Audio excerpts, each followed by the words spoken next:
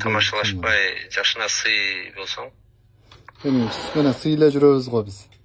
Сый болсоң не деп жазып атасың анан? Эми жазганда жалпы тема ошол болуп атпайбы, бүгүнкү тема баары эле жазып атпайбы? Сый болуп өчүрүп кой жакшына. Эми сый болуп мен эмне кылып атам сизге? Мен сага эскерттим анда, уктуңбу? Макул. Жашына сый болуп деп өчүрүп кой. Эми аны эмне мынчалык катуу? Эмне болду? Хорошо, ладно. Биринчи возможностьта сүйлөшөм сен менен, макулбу?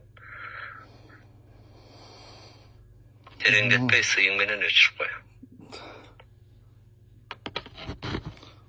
Хорошо, аны көрүңүз анда.